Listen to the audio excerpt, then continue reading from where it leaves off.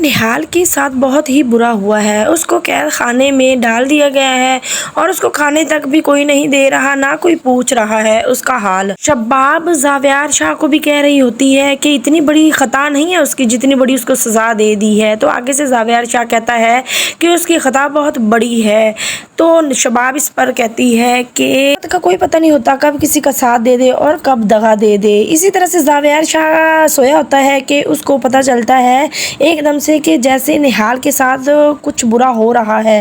وہ وہاں سے بھاگ کر آتا ہے نہال کے کمرے میں اور ادھر دکھایا جا رہا ہے کہ نہال بیچاری بھوک پیاس اور بے بسی پریشانی کی وجہ سے کافی زیادہ یہاں پر بے بس دکھائی گئی ہے اور بے ہوش ہوئی پڑی ہوتی ہے بیچاری کے اوپر سے وہی عامر زاویار شاہ کا بہنوئی جو اس پر بے ایمان ہے، وہ آ جاتا ہے اس کے کمرے میں اور آ کر وہ نہال کو آواز دیتا ہے کہ نہال کے منہ پر وہ بڑی عجیب و غریب سا ہاتھ لگاتا ہے کہ جس پر نہال کو ہوش آ جاتا ہے اور وہ چیخ کر وہاں سے اٹھتی ہے اور دیکھتی ہے اس کو آگے عامر ہی ہوتا ہے۔ وہ تو بے ایمان اتنا ہوا پھرتا ہے کہ اس کو پتا ہے کہ زاویار شاہ تو کچھ کہے گا نہیں، اور جو اس کی بیوی فوزیہ ہے اس کو بھی پتا چل چکا ہے کہ نہال کا کوئی قصور نہیں ہے، یہ میرا شوہر ہی خراب ہے۔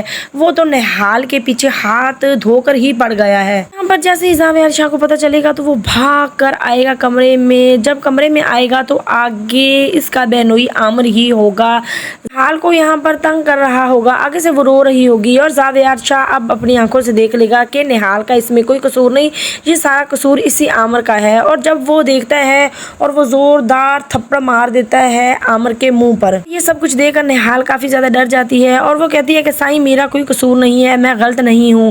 اب تو زاویار شاہ کو پتا چل چکا ہے کہ واقعی ہی نہال کا کوئی قصور نہیں ہے اور وہ نہال کو اپنے ساتھ لگا لیتا ہے، مطلب کہ اب زاویار شاہ کو پتا چل چکا ہے نہال بے قصور ہے۔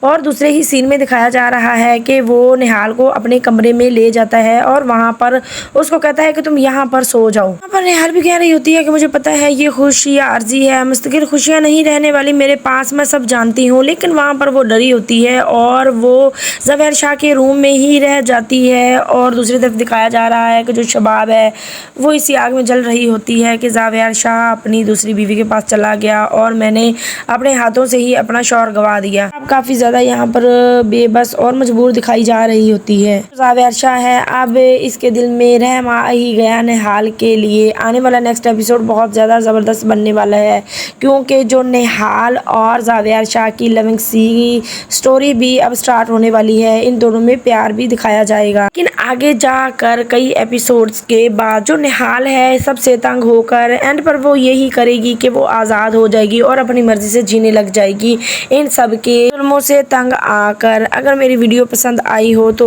میرے چینل کو سبسکرائب کر دیں اور ویڈیو کو لائک بھی کر دیں۔ ملتے ہیں کوئی اچھی سی نیکسٹ ویڈیو میں۔ اللہ حافظ۔